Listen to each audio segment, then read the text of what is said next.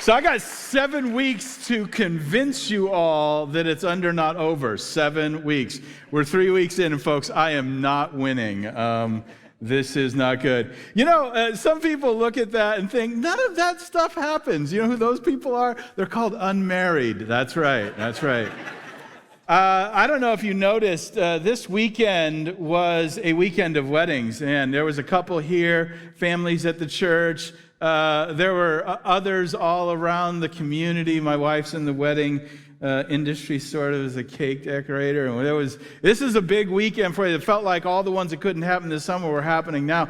Here's the thing. I've been involved in lots and lots and lots of weddings over the years. And here's what I know. Couples spend enormous amounts of time and money getting ready to get married. I mean, that wedding is like, wow. For this, I mean, I joke with my kids, I can do this for free. I can even do it fast. Like, do you? Do you? Done. I just sign the papers and you're just as married as anybody else. But no. We got plans, big plans. And I'm not against that. But I will say this, it's interesting how much energy we put into planning the day and how little we put into planning the day after. Because the day after is coming fast. And then it comes and we're like, whoa, where did this come from?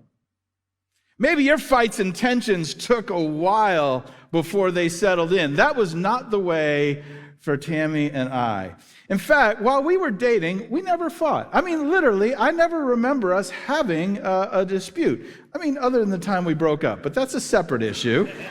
That was just me losing my mind, folks. But really, while we were dating and engaged, we got along famously. We were, how do you say it? We were on our best behavior. And then we got married. And we went on our honeymoon to Aruba.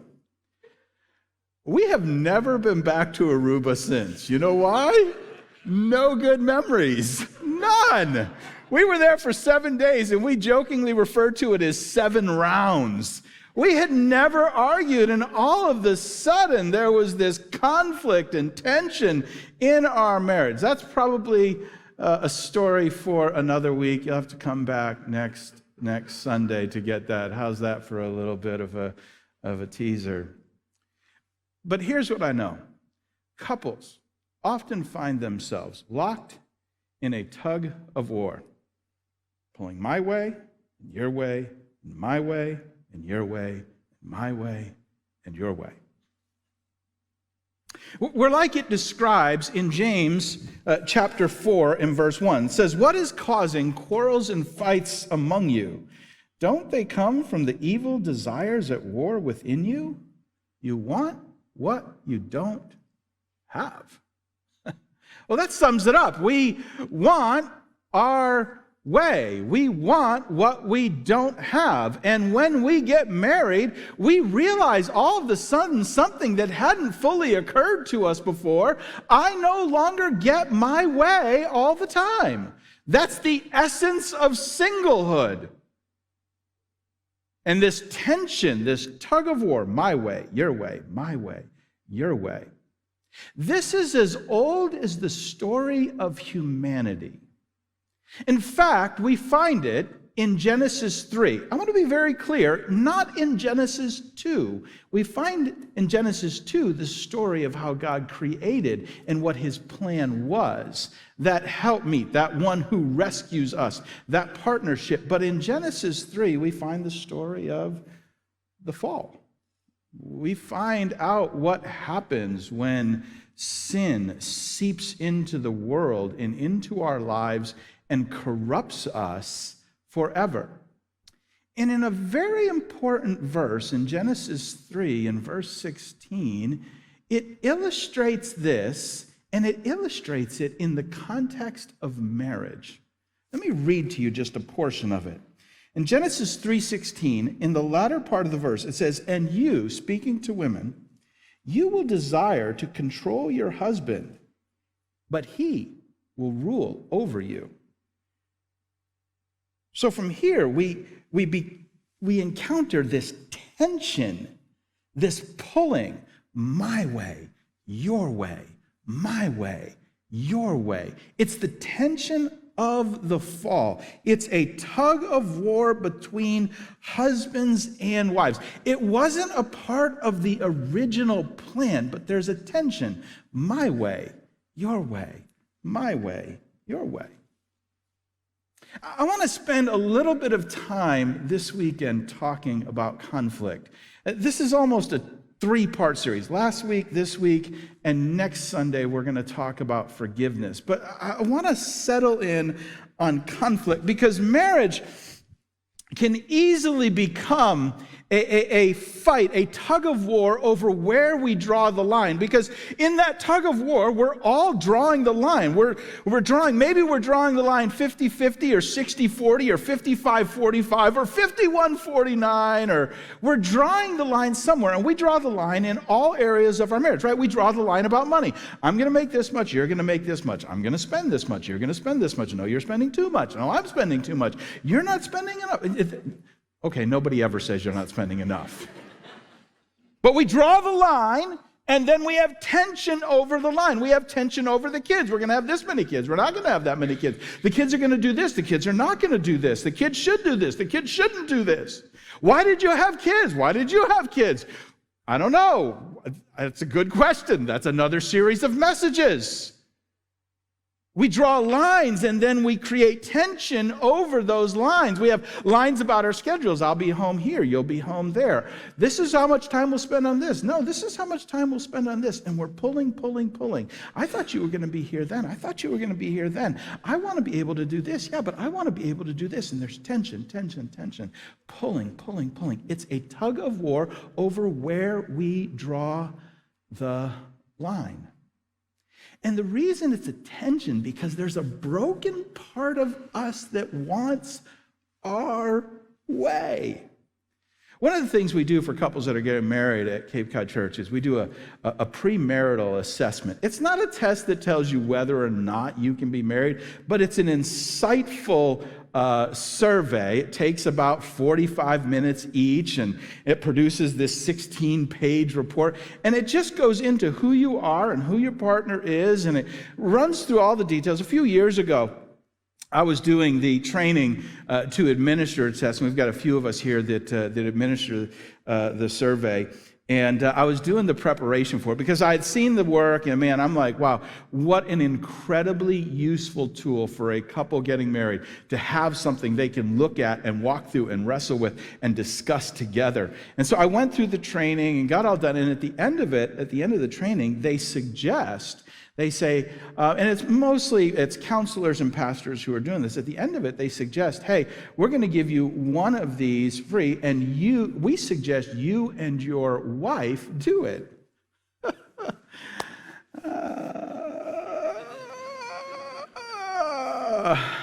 I'd rather be the teacher, not the student. I thought, what can it harm? Does this work for couples who are already married? So I said to Tim, hey, what do you think? Do you want to take this? And she thought about it. And she was probably, Timmy loves this kind of stuff. I'm not going to lie. Like some of you love this kind of stuff. It was a little bit terrifying to me. I'm kind of with you guys that are like, whoa, never. But she was, I think she was shocked that I was offering. And she was a little suspicious. So she said to me, so there's like this online survey, and we both take it, and then it produces a report that they send to you.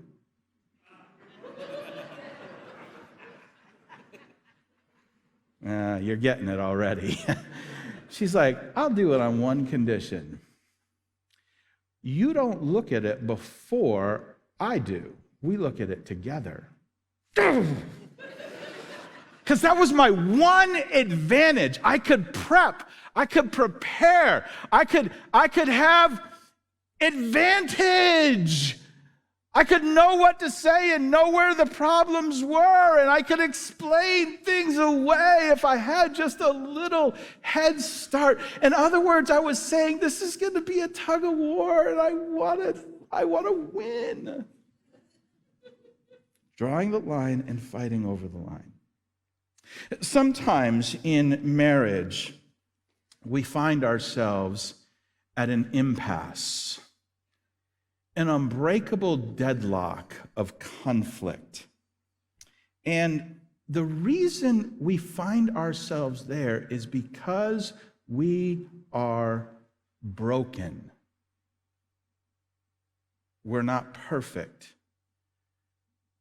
We're human.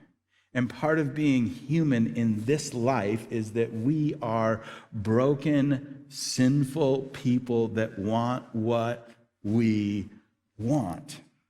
And so God gives us a recipe, a way forward in the book of Ephesians, and Paul offers it as advice to husbands and wives. And now I'm gonna dive into something here, and as I dive into it, you've got to promise me, like if you were thinking, oh, I'm gonna leave, you've got to hear the rest of the message. Don't leave, because you've got to hear all of this, the rest of this before we go. You can't just get part of it. But here's what he says. Like when there's an impasse, when there's a brokenness, here's a way forward. Here's what it says. Ephesians chapter 5, verse 22 and 25. I'm just going to shorten it up. I'm going to read these two verses. They are well-known verses. They are often controversial, but I think as you'll see, they are needlessly controversial. Here's what it says. It says, for wives, this means... Here's how he says to solve conflict. This means submit to your husbands as to the Lord. Whoa, the air went out of the room. You're supposed to laugh at that. That's better, a little better. Verse 25, for husbands, this means love your wives. The ultimate form of submission, and here's how he explains it. Just as Christ loved the church. It's like he knew we weren't getting it. He gave up his life for her. He gave up his life for us before we gave our lives to him. Did you get the order there? He gave up his life for us before we gave our lives to him. In other words, here it's talking about a surrender, a sacrifice on the part of a husband. In other words, what he's saying is, listen, man, in this whole like brokenness thing, when there's an impasse and it doesn't feel like you can get, somebody's got to go first. And what going first often means is somebody has to lose first. And husbands, let me just, you get to lose first. And wives, you should let him lose first. I didn't write it. Somehow, I don't know how, like this verse, this passage here got construed to like guys, we get to be the boss. I don't know where that came from. Because that's what it reads. It's like, just like Christ surrendered, submitted, sacrificed first before we followed and chose him. And he's saying, listen, sometimes at the impasse of a relationship, sometimes when conflict is so entrenched, there's no way. Somebody has to go first. Somebody has to willingly surrender themselves to make this thing work. Now watch what he's doing here. He's saying, listen, man, he said, marriage is dicey. I mean, everybody married knows that. I mean, we're all on our best behavior. It's Sunday morning, but some of us, we barely got here. Ain't that the truth? You know, I tell you ever have a fight before church? You get out of the car, you're not even talking. By the time you walk in, you're like, hey, pastor! Wife's looking at you out of the corner of her eye going, I'm going to kill you. Right? Man, it happens all the time. I was talking to a couple the other day. I was there in the marriage course. They said, yeah, we didn't make second. We got in a fight before. We gave up. I'm like, I get that. Tammy and I almost didn't host the marriage course. She's like, I'm like, it can be dicey. And what this passage is doing, it's saying, listen, in a broken world, we need a system to sometimes break the impasse. And let me give you a system that will break the impasse. Let me give you a structure of leadership, and then let me define leadership. Let me define leadership as sacrifice and surrender. You get to lose first. And that's how you can move forward. But, I told you got to listen to the whole message. From the beginning, this was not the plan. You see, this plan from Genesis flows from Genesis 3:16. This plan flows out of brokenness. This plan is God's hedge against everything that's wrong in the world. This plan is God's way of going, oof, I know how ugly it can get, and I want to give you a way to navigate forward. But in Ephesians chapter 5, if all you do is start at verse 22, you will inevitably interpret the passage wrongly. You have to go back to verse 21, because the whole train of thought begins in verse 21, because in verse 21 he's giving us this picture of what he's created and what he's made us for. So here's what Ephesians 5 verse 21 says. It was in its time a revolutionary, even if today we look and we say, no, I like that verse. And the reason we like it is that this verse has become part of our culture, part of our lives. But when this verse was spoken, it was not part of culture. It was not normal. It was like, what are you talking about? And further it says, Ephesians 5:21, submit to one another out of reverence for Christ. This is what you were created for. This mutual submission, this equality is what he intended for husbands and wives to look like. And what he's saying is, submit to one another out of reverence for Christ. In other words, what you have in common in Jesus Christ is what allows you to move forward. Instead of your way, my way, your way, my way, you are pulling his way. You've grabbed an entirely different part of the rope, and you've decided instead of doing a tug of war, you were going to be a team who were living your life as Christ had called you to live it. And that was going to create in the marriage relationship an unusual equality of being that was unheard of in the world at that time. And what Paul is writing about was offering to the world through the church something that was profoundly new. He's saying that because of Jesus Christ, we can express that same equality, husbands and wives, one to another in marriage, that the Godhead, the Father, the Son, and the Holy Spirit, with unique roles within that relationship, all in complete equality. And this is what he's looking at. He said, listen, here's how this works. When two come together out of reverence for Christ, they pull together, not apart, because they are focused on what Christ is doing and what he's called them to be. They have something powerful in common. Now maybe you're thinking, oh, Pastor, that's nice. But man, like we're on fire right now. Like we're like not a good fire. Like I'm not talking like we're like on fire. I'm talking like it's a burning hot mess. Like we barely got to church this morning. Or maybe you're watching online because you were like, we were on our way, but just things happened. And here we are. We're watching on separate computers right now in separate rooms. How does this resolve that conflict? How do we, like when everything is like just burning? Because we've been there, right? You've been in the middle of a knockdown drag out. How do you fix that? Like, this is all nice and good when we're in Sunday morning on our best behavior, but how do we put out the fire when it's already started?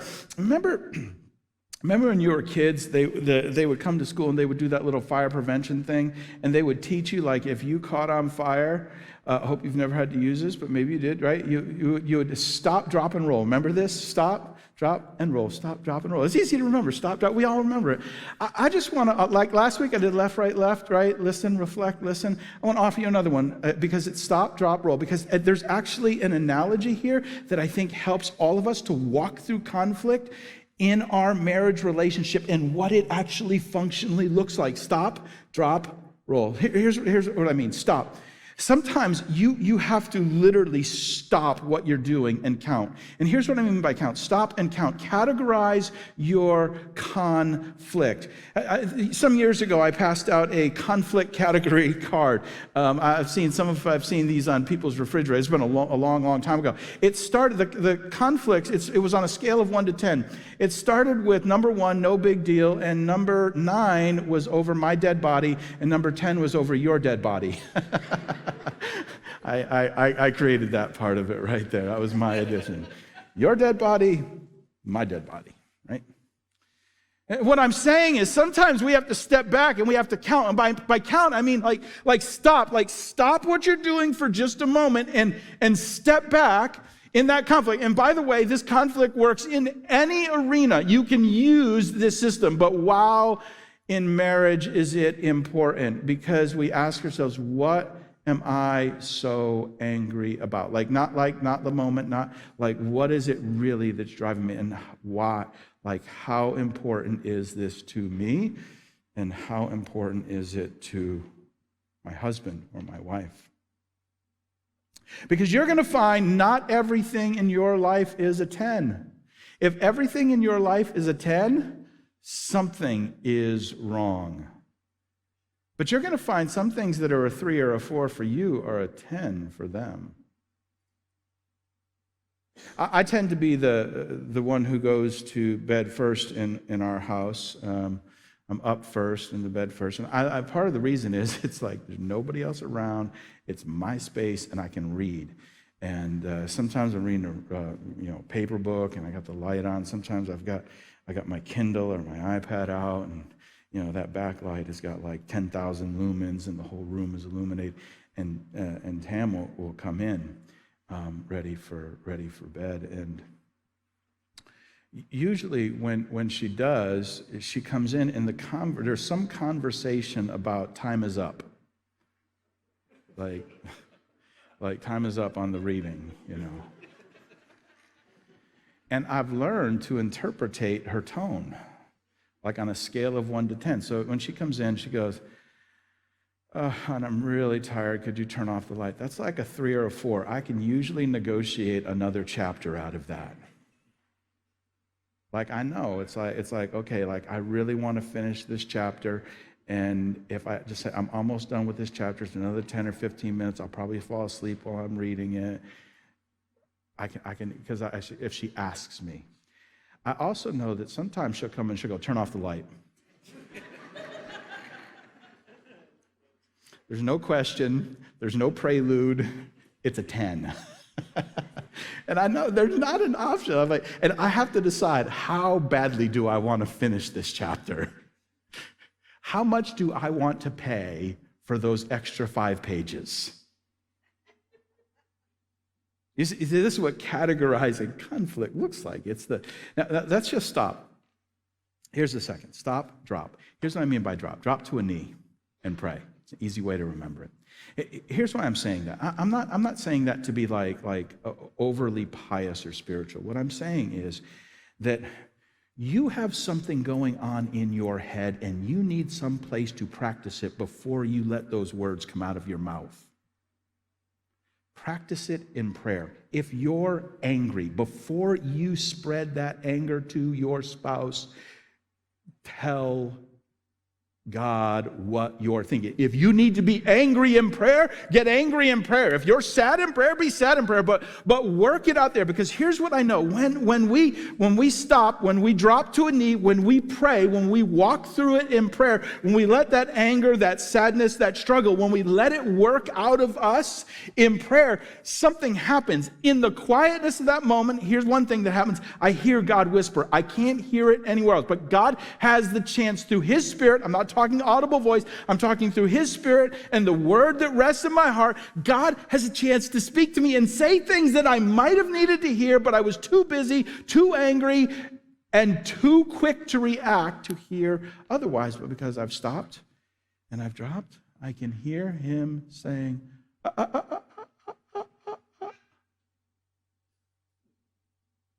What about when you? How did grace feel in your life? Here's something else that happens in prayer. I give God a chance to work things out. When I stop and I take time to pray, something can happen in the midst, like things. God works stuff out, and all of a sudden, I don't need to deal with it. And sometimes, when I drop to a knee and I work it out in prayer, I decide, turns out I can let that go.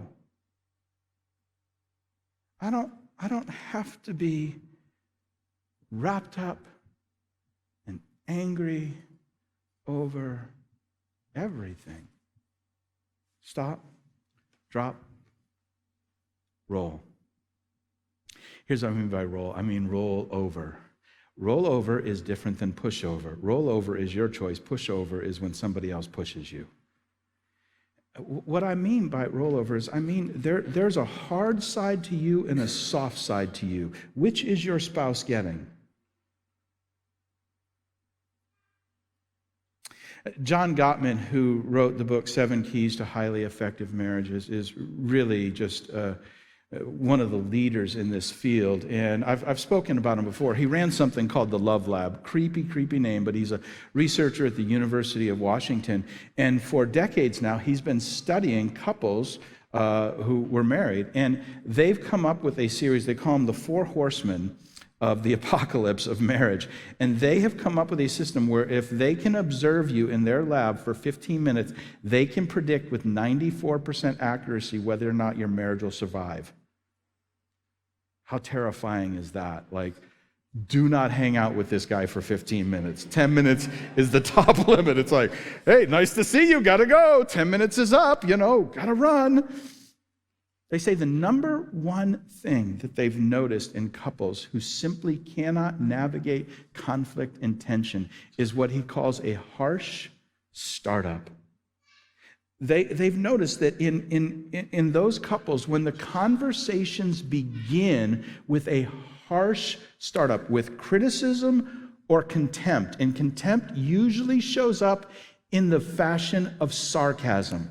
When couples start up with criticism or contempt, when it's that harsh startup, there's almost no way to resolve that conflict. What I'm saying is, there comes a moment where someone has to roll over onto their soft side. Have you ever noticed, husbands, wives, have you ever noticed that you can sleep in the same small bed and feel like you're miles and miles apart?